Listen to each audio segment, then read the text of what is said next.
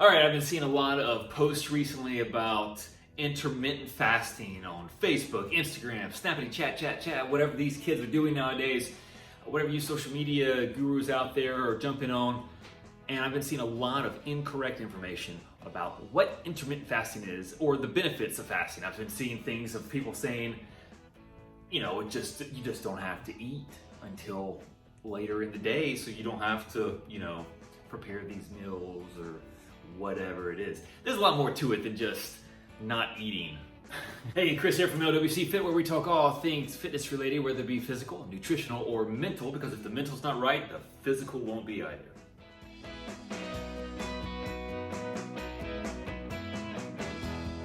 All right, so let's jump into this. The benefits of fasting, not just intermittent fasting, but just fasting in general. Okay, there's a lot more health benefits to it, other than just when people think of fasting, they think of oh, it's a religious thing. It can be, absolutely. There's a lot of benefits as far as mentally clearing out your mind, getting in tune with yourself, or while meditating or praying, things of that nature. Absolutely, that can be a big part of it. But also, there are a lot of health benefits to intermittent fasting, or just to fasting in general. So, benefits of fasting. We're gonna jump right into this. We're gonna go through the different levels, the different hours and stages, and what it does to your body. So, hours 4 to 8. What happens? Our blood sugars fall. All food has left the stomach, and insulin is no longer produced. So that's about like when you're sleeping at night. After you've gone to bed, your digestion, all that fun stuff, insulin spiking while you're eating, digesting the food. The 12-hour mark. Food consumed has been burned. Digestive system goes to sleep. Body begins healing process. HGH begins to increase, and glucogen balances blood sugars. So that actually sounds kind of cool already, right? It's already done something a little bit more for you. So your body begins a healing process. It begins to heal itself. So that's a big thing when people are working out. When you actually go to bed at night and sleep, that's the time where your muscles actually start to repair themselves. Your body starts to repair themselves. Also, when you get sick, when the doctors tell you, hey, you got to take a nap, you need to rest, that's because when you're sleeping, that's when your body is going to heal itself. Okay? So, HGH, second of all, what is HGH? That's the steroids that all these big bodybuilders take, right? It can be, but you know what? Our bodies actually produce HGH, which is a human growth hormone, naturally. And there's a few things that can actually help with that. And actually, just kind of quick to get into that, HGH, it's just a growth hormone that stimulates growth, cell reproduction, and regeneration. So it can help you build muscle, absolutely. But your body naturally produces it already. So after 12 hours of fasting, your body is going to start the HGH process of increasing it into your system, okay? So 14 hours of fasting. Your body has now converted to use stored fat as energy. HGH starts to increase dramatically. So not only is your human growth hormone automatically going to be going up, but just as this is something that a lot of people that are into fitness and working out, a lot of times they will work out on a fasted stomach, on a fasted digestive system. So, in a fasted state, you hear a lot of people say, hey, you don't have to, don't work out on an empty stomach. I do, and that's actually, I actually have more energy because I do that. But I've also been doing this for a long time, so your body becomes adapted to it. So anyway, let's go back to what it was talking about. Your body has converted to use stored fat as energy. So it's now it's burned through the glucose basically. So now it's going to be using your fat as energy. So it's going to be creating ketones. What are ketones? So ketones are simple. It's just another source of energy for the body to use. So instead of glucose fueling our bodies and our body and our brain, we're going to be focusing on ketones now, which is going to be it's when the body is depleted of glucose levels, and it becomes the main source of energy for the body and the brain. So the body also, it's just really cool, actually. If you think about it, our bodies are kind of like a vehicle, like these hybrid vehicles, or the vehicles that can run on different types of fuel. So we're very uniquely designed, in my opinion. We can run on glucose or ketones. Very cool. So let's jump in. So we're going to go up to the 16th hour here. Body is ramping up fat burning. 16 hours also is going to be kind of the sweet spot for most people who are doing intermittent fasting. So a lot of the actual breakdowns, these are the most common. So you got 16-8, which means you're going to fast for 16 hours, and then you have an 8-hour window to get all your calories in.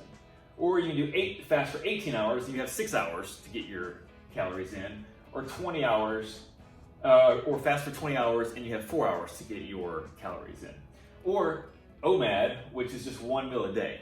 I know a lot of people who do the 1 meal a day, and here's the one cool thing about that. And this will make sense when I get over to this in just a second. OMAD, 1 meal a day, most of the people that I know have not been sick for years because of eating all their calories in just one sitting a day. Now, I can't do that. That's a lot of food. So I tend to do the 16-8 myself.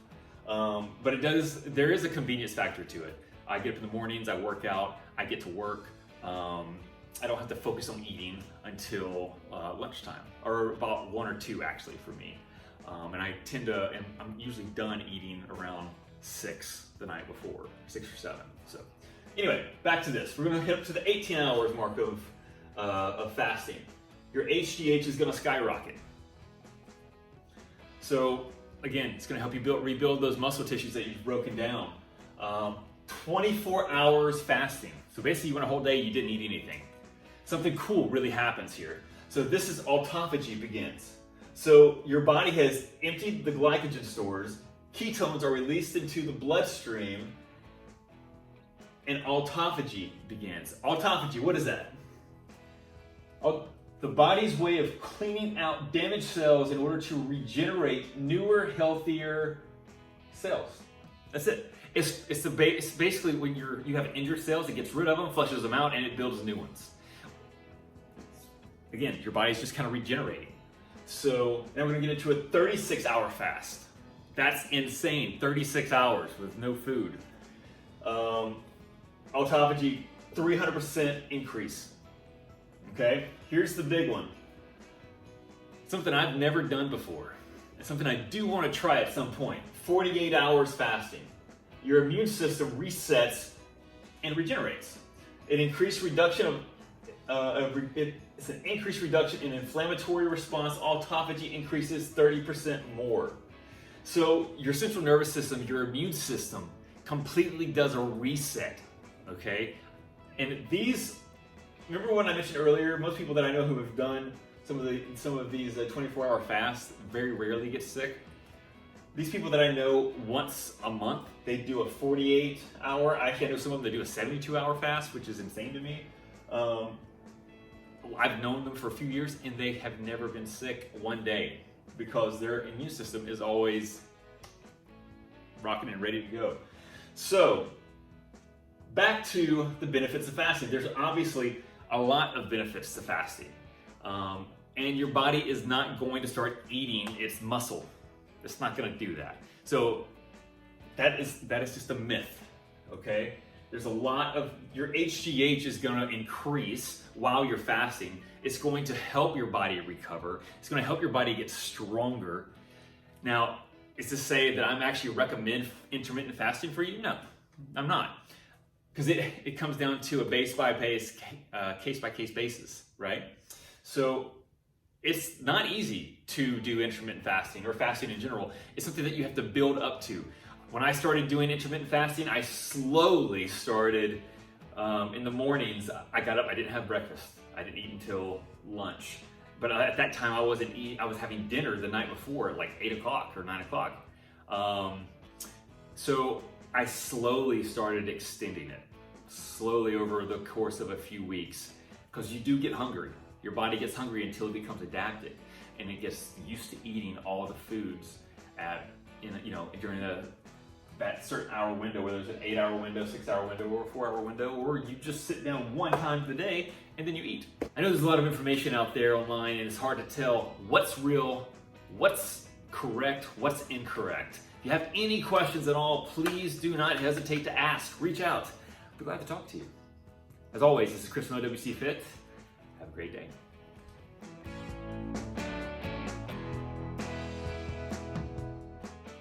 But if you're having trouble,